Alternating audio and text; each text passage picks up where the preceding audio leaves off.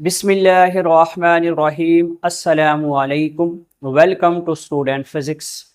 Dear students, आज हम शुरू कर रहे हैं class 9 physics new syllabus 2025 chapter number 1 physical quantities and measurement. आज हमारा टॉपिक है साइंटिफिक नोटेशन। साइंटिफिक नोटेशन को आज हम ब्रीफली डिस्कस करेंगे कि what is a scientific notation. Scientific notation क्या होती है? Scientific notation is a way of expressing very large or very small numbers using power of 10. Scientific notation एक वे है, एक रास्ता है, एक तरीकाकार है जिसके जरिए हम very large value यानी कि बहुत बड़ी कीमत और बहुत छोटी कीमत को हम पावर के लिहाज से सॉल्व करते हैं। पावर 10 रेज़ टू पावर कुछ भी हो सकती है, 10 की पावर पॉजिटिव भी हो सकती है और 10 की पावर नेगेटिव भी हो सकती है। इस तरीक़ाकार को हम साइंसी तरकीब या साइंटिफिक नोटेशन कहते हैं। यानी कि हमारे पास मुख्तलिफ किस्म की वैल्यूज होती हैं जिसको पढ़ना बहुत ही मुश्किल होता है। उसको हम सिंपल नोटेशन होती है, आम तरकीब होती है, उसको हम साइंसी तरकीब यानी कि साइंटिफिक नोटेशन के अंदर हम तब्दील कर देते हैं, जिसकी वजह से उसको पढ़ना बहुत ही आसान हो जाता है। जैसे कि कुछ एग्जांपल्स दी हैं, distance from sun to earth, सूरज से जमीन तक का जो फासला है 138 है और उसके बाद 1 2 3 4 5 6 जीरो लगी हुई है। इसको पढ़ना थोड़ा मुश्किल हो जाता है। लिखते वक्त जीरो की तादाद ज्यादा है, जीरो कम भी लिखी जा सकती है, ज्यादा भी, बहुत तवज्जो से लिखना पड़ता है। तो इसको हम साइंटिफिक नोटेशन के अंदर तब्दील करते हैं। इस वैल्यू के अंदर सबसे पहले ये देखेंगे कि आपका डेसिमल पॉइंट कहां पे है। अगर डेसिमल पॉइंट पूरी वैल्यू के अंदर नजर नहीं आ रहा तो इसका मतलब है कि लास्ट पे डेसिमल पॉइंट मौजूद है। इस डेसिमल पॉइंट को हम शिफ्ट करेंगे फर्स्ट नॉन जीरो डिजिट के बाद, पहले गैर सिफरी हिस्से के बाद हम डेसिमल पॉइंट यानी कि इशारिये को हम शिफ्ट करेंगे तो हमारे पास 1.38 1.38 1 2 3 4 5 6 7 8 तो हमारी पावर हो जाएगी 1.38 multiply 10 raise to power 8 kilometre. अगर आपका डेसिमल पॉइंट राइट साइड पे है तो पावर आपकी पॉजिटिव आएगी। एक और एग्जांपल है diameter of hydrogen atom. Hydrogen atom का डायमीटर क्या है? 0.12345678910 10 जीरो लगी हुई हैं, 10 जीरोज हैं, फिर 52 मीटर है। इसको रीड करना मुश्किल हो जाता है तो हमारे पास जो डेसिमल पॉइंट है लेफ्ट साइड पे है, यहां से हम शिफ्ट करेंगे फर्स्ट नॉन जीरो डिजिट के बाद 5.2 1 2 3 4 5 6 7 8 9 10 11 तो हमारे पास पावर आ जाएगी -11 metre. 5.2 multiply 10 raise to power -11 metre. जिस वक्त आपका डेसिमल पॉइंट राइट साइड पे होगा तो पावर पॉजिटिव आएगी, जिस वक्त डेसिमल पॉइंट लेफ्ट साइड पे होगा तो पावर नेगेटिव आएगी। अगर आपकी वैल्यू लार्ज है तो आपकी पावर पॉजिटिव आएगी, अगर आपकी वैल्यू स्मॉल है, छोटी है, तो उसकी वैल्यू, उसकी जो पावर होगी वो नेगेटिव आएगी। इससे रिलेटेड कुछ एग्जांपल्स हैं, उसको भी हम सॉल्व करते हैं। दो एग्जांपल्स दी गई हैं, एक जमा की है, एक माइनस की है, एक ज़रब की है, एक तकसीम की है। Addition, subtraction, multiplication and division. Addition और सब्ट्रैक्शन का जो जमा और माइनस का जो रूल है उसको थोड़ा सा समझेंगे। जिस वक्त हम वैल्यू को जमा कर रहे हैं तो उसकी जो एक्सपोनेंट है, जो 10 रेज़ टू पावर 10 की जो पावर है उसका सेम होना जरूरी है। अगर उसकी पावर सेम नहीं है, 10 raise to power 4 10 raise to power 5, तो इसको कभी भी जमा ना करें। अगर जमा कर दिया तो आंसर गलत आएगा। पावर का सेम होना जरूरी है। 10 रेज़ टू पावर 5, यहां भी 10 रेज़ टू पावर 5 हो, यहां पे 10 रेज़ टू पावर 4 है तो यहां पे भी 10 रेज़ टू पावर 4 हो। इसको हम थोड़ा सा सॉल्व करते हैं। इसको हम लिखेंगे 5.123 multiply 10 raise to power 4 metre plus हमारा जो डेसिमल पॉइंट है इस जगह पे है, इसको हम शिफ्ट कर देते हैं यहां पे 2 के बाद 332.8 multiply 10 raise to power -1 10 raise to power 5 metre. जो आपका डेसिमल पॉइंट था लेफ्ट साइड पे था तो हमारी पावर नेगेटिव आ जाएगी, तो हमारे पास आ जाएगा 5 10⁻⁴ मीटर प्लस 32.8 मल्टीप्लाई 5 और 1, 5 में से 1 जाएगा 10⁻⁴ मीटर। अब 10⁻⁴, 10⁻⁴, अब इसको हम जमा भी कर सकते हैं। अगर माइनस का सवाल होता, सब्ट्रैक्शन का सवाल होता, वो भी एक एग्जांपल मौजूद है, तो वहां पे भी हम पावर सेम करके फिर उसको जमा करते, या अगर सब्ट्रैक्शन को होता तो फिर उसको हम माइनस करते। तो इसको हम जमा करते हैं 5.123 plus 32.8 into multiply 10⁻⁴ metre. Power same हो गई है तो हमारा यहां पे आंसर आएगा 37.923 मल्टीप्लाई 10⁻⁴ मीटर। अब हमें पता है साइंटिफिक नोटेशन का जो रूल है, फर्स्ट नॉन जीरो डिजिट के बाद अपनी इशारिया लगाना है।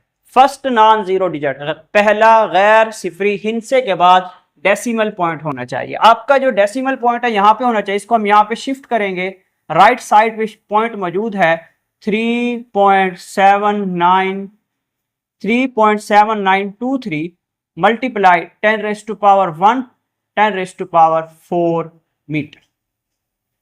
3.7923 मल्टीप्लाई 10⁻⁵ मीटर, ये हमारा आंसर आएगा। अब हमारे पास मल्टीप्लिकेशन का है। मल्टीप्लिकेशन के अंदर और डिवीजन के अंदर पावर का सेम होना जरूरी नहीं है। मल्टीप्लाई कर देंगे दोनों वैल्यू को, पावर्स को जमा कर देंगे। डिवीजन के अंदर भी हम डिवाइड कर देंगे, पावर को हम जमा करेंगे। अगर पावर नीचे मौजूद है तो जिस वक्त ऊपर की तरफ शिफ्ट होगा तो वो पावर नेगेटिव में आ जाएगी। तो हमारे पास मल्टीप्लिकेशन की हमने एक एग्जांपल दी है, इसी तरह हमारे पास एक डिवीजन की एग्जांपल भी मौजूद है, तो उसको हम देखते हैं। मल्टीप्लिकेशन की एग्जांपल को 4 × 6 मल्टीप्लाई 10⁻³ 10⁻6 किलोग्राम मीटर। तो ये हो जाएगा 624, 10⁻³ और 6 9 किलोग्राम मीटर। यहां पे जो हमारा आंसर आया 24 मल्टीप्लाई 10⁻9 किलोग्राम मीटर। और साइंटिफिक नोटेशन का रूल है कि decimal point first non zero digit के बाद हो। यहां पे आपका डेसिमल पॉइंट है, इसको हम यहां पे शिफ्ट करेंगे तो हमारा आंसर आ जाएगा 2.4 multiply 10⁻⁻1 10⁻9 kilogram metre. 2.4 multiply 10⁻10 kilogram metre. तो हमारे पास दो एग्जाम्पल्स को हमने सॉल्व किया है, एक एडिशन के लिहाज से और एक मल्टीप्लिकेशन के लिहाज से। दो एग्जाम्पल्स आपको नजर भी आ रही हैं, एक सब्ट्रैक्शंस के लिहाज से और एक डिवीजन के लिहाज से। सब्ट्रैक्शन में वही एडिशन वाला रूल अप्लाई किया जाता है और डिवीजन के अंदर हम डिवाइड करके पावर्स को आपस में एड अप कर लेते हैं। अगर वैल्यू नीचे की तरफ मौजूद है तो उसकी पावर जिस वक्त ऊपर की तरफ शिफ्ट होगी तो वो पावर नेगेटिव हो जाती है। हमारा नेक्स्ट जो टॉपिक है वो है जी लेंथ मेजरिंग इंस्ट्रूमेंट्स। हमारे पास लेंथ है, लंबाई है, तो उसकी हमने पैमाइश करनी है। उससे रिलेटेड काफ़ी सारे इंस्ट्रूमेंट होते हैं। मीटर रूल होता है, वर्नियल कैलिपर होता है, स्क्रू गेज होता है, इससे रिलेटेड और भी काफ़ी हैं। डिजिटल वर्नियल कैलिपर है, डिजिटल स्क्रू गेज है। तो हम यहाँ पे जो डिस्कस करेंगे मीटर रूल को आज हम डिस्कस करेंगे कि what is a metre rule. Metre rule जो हम पैमाना यूज़ करते हैं लेबॉर्ट्री के अंदर, क्लासरूम के अंदर जो बच्चे पैमाना यूज़ करते हैं लाइनें वगैरह लगाने के लिए, तो वो हमारे पास मीटर रूल होता है। कपड़े की जिस वक्त पैमाइश की जा रही होती है, जो गज होता है, जो मीटर होता है, वो हमारे पास मीटर रूल है। तो मीटर रूल क्या है? Length is generally measure using metre rule in the laboratory. Laboratory के अंदर जो पैमाइश करने के लिए हम मीटर यूज की इस्तेमाल करते हैं, पैमाना हम इस्तेमाल करते हैं, उसको हम मीटर रूल कहते हैं, जो डेली लाइफ में यूज किया जाता है। इसका स्मॉलेस्ट डिवीजन क्या है कि इसके हम इस मीटर रूल के जरिए, पैमाने के जरिए, एंची टेप के जरिए, फीते के जरिए हम पैमाइश तो कर लेते हैं, इनफिनाइट पैमाइश कर सकते हैं, लामहदूद पैमाइश कर रहे होते हैं। तो कम से कम पैमाइश हम मीटर रूल के जरिए, पैमाने के जरिए कम से कम पैमाइश हम कितनी मैयर कर सकते हैं? वो हमारे पास वैल्यू होती है 1 मिलीमीटर। जो स्मॉलेस्ट डिवीजन है इसका वो हमारे पास 1 मिलीमीटर होती है। पैमाने के जरिए हम कम से कम पैमाइश 1 मिलीमीटर कर सकते हैं। 1 millimetre is known as least count of metre rule. जो मीटर रूल है उसका जो लीस्ट काउंट है वो 1 मिलीमीटर है। अच्छा जी, अब हमने पैमाने के साथ पैमाइश कैसे करनी है, जैसे कि इस पैराग्राफ के अंदर मौजूद है ये सारी की सारी स्टेटमेंट कि हम पैमाने के साथ पैमाइश कैसे करेंगे। सबसे पहले हमने पैमाने को रखना है, जिस चीज की भी हम मेजरमेंट कर रहे हैं उसके साथ हमने जीरो से शुरू करना है। मतलब जिस चीज की पैमाइश कर रहे हैं उसको हम जीरो के साथ कोइंसाइड करेंगे और आगे की तरफ बढ़ते चले जाएंगे। जिस वक्त आगे की तरफ बढ़ते चले जाएंगे फिर उसको हम देखेंगे जीरो से शुरू किया और कहां तक गया है, वहां पे उसकी पैमाइश की वैल्यू को नोट करेंगे। ये बहुत ही सिंपल और बहुत ही इजी वे है मीटर रॉड के साथ, मीटर रूल के साथ, पैमाने के साथ पैमाइश करना। अच्छा जी, फिर लास्ट में एक डेफिनेशन लिखी है पैरालैक्स एरर, कि जिस वक्त हमने पैमाइश कर ली है, पैमाइश करने के बाद हमने उसको देखना है, हमने उसको ऑब्जर्व करना है कि हम उसको किस तरीके से देखें। अपने सामने उस रीडिंग को रखेंगे और 90 के एंगल से उसको ऑब्जर्व करेंगे, वही हमारा करेक्ट आंसर होगा। हम रीडिंग चेक करते वक्त हमारा एंगल चेंज हो गया, जैसा कि डायग्राम के अंदर मौजूद है, हमने रीडिंग देखते वक्त हमारा एंगल चेंज हुआ और हमने पॉइंट ए पे देखा और पॉइंट सी पे देखा, तो वहां से जो हमें रीडिंग मिलेगी वो इनकरेक्ट होगी, वो गलत रीडिंग होगी, वहां पे एरर मौजूद होगा। हमारा एंगल बिल्कुल ठीक था और हमने पॉइंट बी से हमने रीडिंग को नोट किया। जिस वक्त पॉइंट बी से रीडिंग को नोट किया, 90 के एंगल से नोट किया, वो रीडिंग हमारी करेक्ट रीडिंग होगी, एक्यूरेट रीडिंग होगी। पैरालैक्स एरर क्या है, उसकी डेफिनेशन क्या है?